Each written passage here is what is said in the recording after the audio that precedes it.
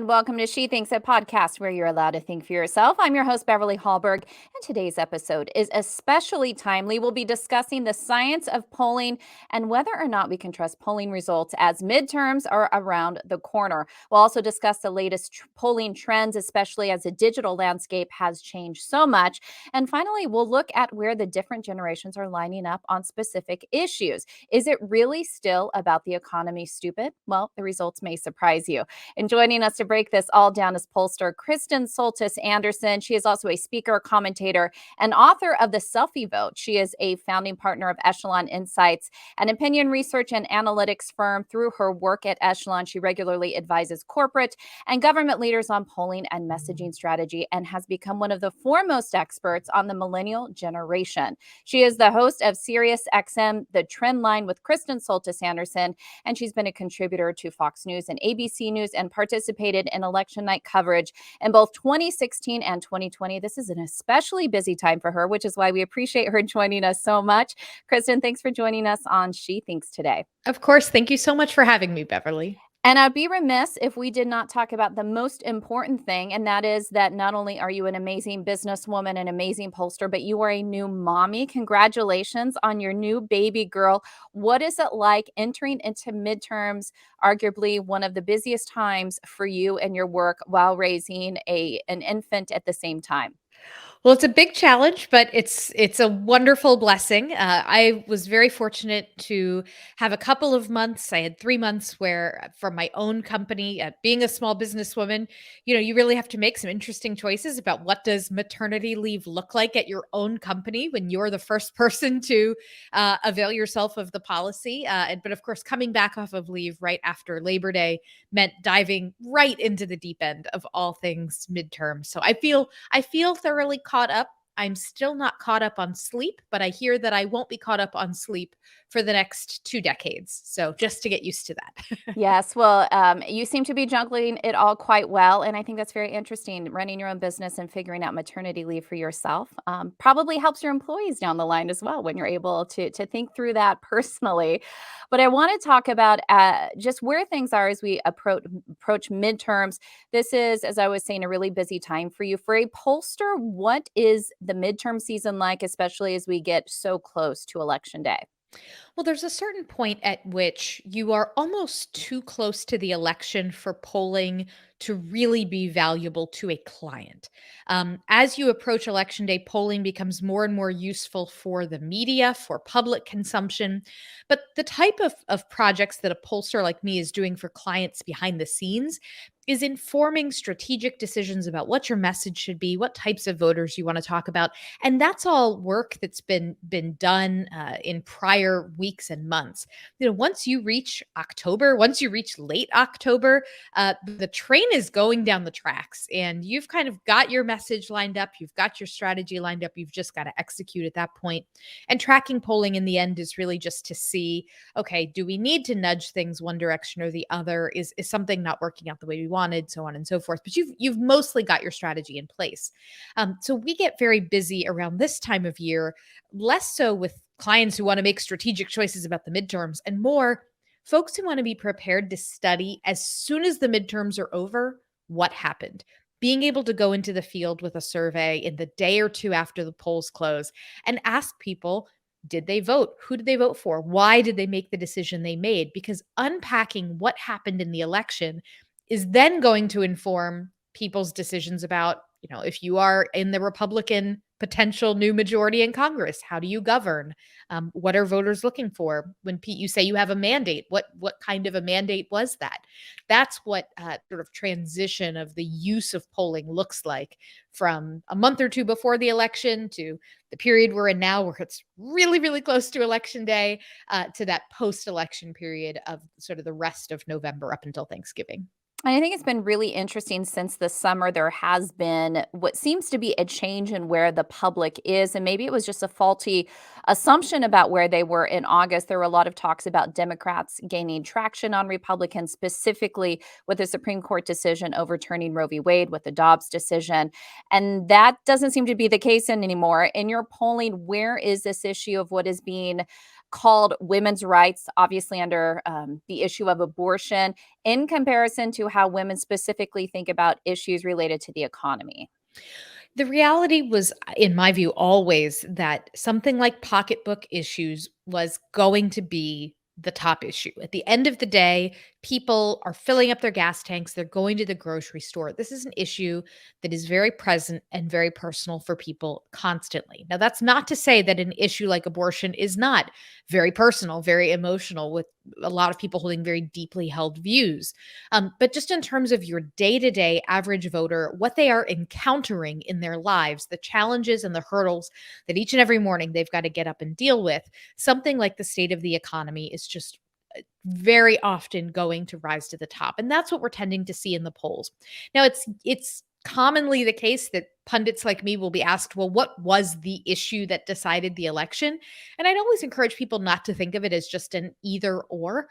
Voters don't walk into the voting booth and go, let me think through a series of different issues and which party I agree with more on each of them, and then give each party a bunch of different points, and then whoever gets the most points wins and they get my vote. I mean, it does not work like that. And so even if you say an issue like the economy is your most important issue, if you fundamentally distrust a candidate, if you feel like overall a party might be good on the economy, but they're not looking out for people like you otherwise, you might be more reluctant to pull the lever for them. So there's a lot that's going on there. But for Republicans, because they're the party out of power, they've already got sort of the wind at their backs. The history and fundamentals are all with them. The fact that voters trust Republicans more on the economy and that the economy is in such rough shape is sort of only adding to that dynamic. And I've wondered just about the polling that you do, as you were saying, working with clients, figuring out what messages work well. Obviously, when it comes to polling and trusting polling, so much is about the questions that are asked because depending on how it's phrased, people can have a wide variety of opinions on something. What is your motto? What is the science that you all use in asking people specific questions? I think one of the best things that you can do as a pollster is present people with a meaningful contrast between two sorts of sides of an issue rather than just saying, here's a statement, do you agree with it or disagree with it? Because sometimes people, they like to just say, sure, I guess that sounds fine. And then you could get a false reading. There's something called acquiescence bias in a survey where people they like to say yes to stuff. And so that's how you can wind up with two questions that seem very contradictory. And you wind up with 60, 70% of people saying yes to both. It's like, well, wait a minute, what happened there? But if you actually present a fair contrast, here is a fair representation of what the left believes on an issue, and here's a fair representation of what the right believes on an issue. If you present both sides, then you're helping the respondent out a little bit by doing a bit of the work for them. And then when they're giving you that gut answer, it's more informed by what the actual debate looks like. So I much prefer questions that offer people a choice between two options rather than just saying, well, do you agree or disagree with this one statement? The other thing that I'm never quite love doing is, you have these questions like top issue. Which one issue is the most important to you in the election? But as I just said, most voters aren't just making a decision on one issue. It could be that for them, something like the economy, as well as something like immigration and crime, are a top issue. And if I'm doing is collecting what's your number one, I might be missing that there's really a constituency of swing voters out there who are worried about something like the border. So if you ask a question that lets people have a little bit more freedom in how they respond, maybe you're letting them pick two or three, maybe you're asking for each issue, how important is this? Is this extremely important, very important, somewhat important, not that important? You ask for each issue, you can highlight some of that you might lose if all you're saying is just pick one issue. And we know that the country has become more polarized. I'm sure polling proves that as well, or at least shows that as well.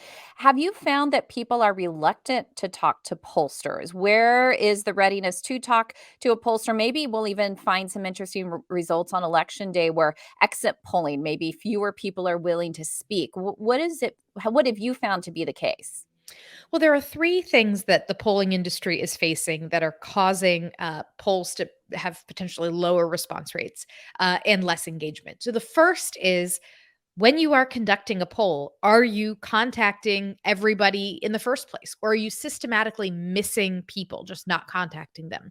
This was a really big problem in the 2012 election. You had pollsters kind of systematically missing voters who were cell phone only voters. Back then, you still had a lot of polls done using a landline telephone. And if you were only calling landlines, then you were getting almost too Republican of a sample. And so you overstated Mitt Romney's likelihood of winning. By the time you got to the 2016 election, that was no longer the case. You had plenty of cell phones being counted in polls.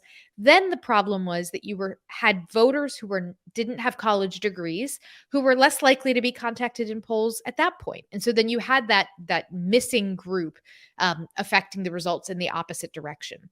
Nowadays, pollsters think they have solved most of those problems, right? We do surveys that involve online as well as telephone, as well as text message. So we're reaching people a lot of different ways, hopefully not leaving anyone out. Now, the real problem is, how do you get people to talk to us? We know how to reach you, but will you pick up and talk to us? And then furthermore, even if someone picks up and talks to you, how do you know that the questions you're asking are actually getting a real answer from them that tells you where things are going? I remember doing an interview with Donald Trump's pollster, Tony Fabrizio, at one point, and he had a really insightful thing to say, which was, they found in a lot of their polling, wasn't that people were saying they were voting necessarily for one candidate or another. They said they were unsure. But when you asked them what their top issues were, they said they were worried about immigration. They were worried about crime. They wanted to see something done. They wanted to see a border wall built. Well, that is all kind of code for you might be more likely to vote for Donald Trump than Hillary Clinton if that's kind of the issues that matter to you and the positions you hold. So even if they weren't coming right out and saying it on the who are you voting for question, you could discern it from other things. So that's one of the sort of tricks that pollsters are having to use to try to better understand where people are at if people are reluctant to answer very direct questions about controversial issues. And when you talk to young voters, what has been the technology that they tend to use most when it comes to polling? Are they willing to talk to you, and is that just through the internet and trying to reach them there? So text messaging and what we would call text to web, I think, is going to be a huge piece of the puzzle of how we reach younger voters. Landlines really don't reach that many people. It's expensive to call a landline, but it's very hard to get someone on the phone. Cell phones are unbelievably expensive to call. And so most research, it's a real challenge to get enough phone calls made. So text to web, you can send out a mass text message to people who are on your list of voters, and then it directs them to a survey. You've got to keep that survey pretty short because most people's attention span is not going to let you ask them 20 minutes worth of questions. And that's the way we think is the best for trying to engage a new generation in polling, a generation who trying to get them to talk to a live person on the telephone would be a real struggle. And as far as campaigns go, obviously campaigns hire pollsters. They look at a wide variety of factors. How early on in a campaign, and maybe it is even before a campaign starts, is there polling that is done prior to see if this is even a candidate who is viable? And what is that process that a polling company has with a candidate as the election process continues? So, initially, if a candidate is considering running, the first thing they might do is conduct a viability study, which is basically a very short survey. It probably doesn't even have a huge sample size. At that point, too, your campaign probably doesn't have a huge budget. So, you're looking to do this relatively inexpensively. And it basically just goes out and asks things like, what do people think about the incumbent? What do they think about how many people have ever heard of your candidate? You just have a couple of questions, but then you can go back and say, look, the incumbent in this district is only at 46% approval. They're below 50%. They could be vulnerable, whether in a primary or a general. You can also go back and say, yeah, you're less well known than two or three of the other people you'd be competing against, but those other people you're competing against have a very negative image. And so you get to start with a blank slate. And so there's an opportunity. Or sometimes you have to go back to someone and say, it really doesn't look like there's a ton of a pathway here. There's already someone who seems to have the field locked up. You'd really need a miracle in X, Y, and Z. Then once a campaign starts, you want to do a survey that is a pretty deep analysis with a large sample size that tries to understand What are the voter groups that are going to matter? Who are those real undecided voters? Who are the ones that are up for grabs? And what are the messages that move them? That's going to be bigger sample, longer questionnaire. And then as the campaign goes on, you'll do tracking studies, check-ins just to see, is the stuff that we're doing, is it working? Are we moving the numbers? And if we're not, is there a change we need to make strategically, change our message, et cetera? That's what those surveys would be used for. Well, I want to take a brief moment to talk to you, our listeners. You may know the Independent Women's Forum is the leading national women's organization dedicated to enhancing people's freedom, opportunities, and well being. But did you know that we are also here to bring you, women and men on the go, the news? You can listen to our High Noon podcast, an intellectual download featuring conversations that make free society possible. Hear guests like Ben Shapiro and Dave Rubin discuss the more controversial subjects of the day. Or join us for Happy Hour with At the Bar, where hosts Inez Stepman and Jennifer Braceras chat on the latest issues at the intersection of law, politics, and culture. You can listen to past episodes at IWF.org or search for High Noon or At the Bar in your favorite podcast app. Now, Kristen, as I mentioned in your bio, you are the author of the Selfie Vote. So that was looking at millennials. I want to talk a little bit about the next generation, Generation Z. Where are they lining up on some of the most important issues of the day? One of the things I've wondered, especially as we've seen President Biden and other Democrats talk so much about some of the more social issues, like the transgender issue right now, is that where we're seeing Generation Z line up? So, Generation Z, for the most part, has views that look a lot like the millennial generations. When I wrote the Selfie Vote, I wrote it as a bit of a warning to the right that there were many issues, not just social and cultural, but also economic, where younger voters were leaning a bit more to the left. They had been hearing more of that message that markets were bad, that capitalism was bad, that government was the answer.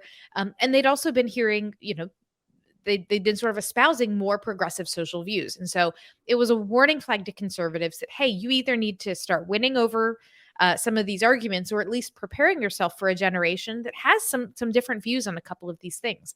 From what we know about Generation Z, and that is largely those born in the late 90s or later, that they tend to have views that are also reasonably progressive, but their style of how they approach politics, I think, is fundamentally different than millennials.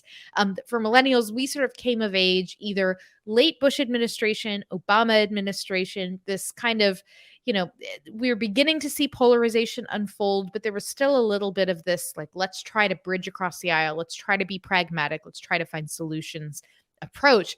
Generation Z has really come up in an age of absolute outright political combat. The Trump presidency and now the Biden presidency, where it is just the percentage of Americans who believe the other side isn't just wrong, but is outright trying to destroy America is so high. And so for Generation Z, they don't just think about politics as a thing that they might do once every other November where they cast a vote. For them, they're looking more for employers that are espousing values that align with theirs, whether it's on issues like the environment or gender, that they want to see politics kind of pervade a lot of facets of their life. That I think for many older Americans, they say, gosh, I don't want to be thinking about politics when I'm at the grocery store trying to decide what type of potato chips I want to buy. But for Generation Z, they're more inclined to take those political values with them everywhere they go. Now, that doesn't necessarily mean that they are turning out to vote in huge numbers. It's still much more likely the case that an older voter will turn a younger voter. But Generation Z is just very much less interested in saying, hey, how do we find common ground with the other side? And how do we do something pragmatic that works? And are much more likely to say, I think the other side is out of bounds. That's why you see these free speech issues popping up on campus so much. And that's why you see so many in the older generations really grappling with and almost afraid of Generation Z when they show up as employees or students or what have you in their organizations. Navigating these generational gaps is a real challenge in a lot of places. Well, I since you mentioned employment, I've thought it's interesting. A recent article that came out that talked about emojis, and that Generation Z said, or many of them said, that the thumbs up emoji was offensive to them. And so I think a lot for Generation X, or maybe even some millennials, but definitely boomers, they look at that and they think that that's crazy. And I've also thought, also in terms of corporate America, they do a lot of the diversity and inclusion training. And so I've thought about it from a corporate standpoint. what is the benefit to the corporation? Do you think corporate America is bending over backwards to try to gain attraction from Generation Z because so many businesses are struggling to find enough employees to support their work? I do think corporate America is very focused on how do I keep my workforce happy, particularly if my workforce is a younger Generation Z workforce. How do I keep those new consumers, you know, deciding that they want to purchase my products and services? And I think in some cases that it's good. Look, I'm fine with companies deciding that they think that younger consumers, younger employees are important and deserve to have their voice heard and want to listen to them.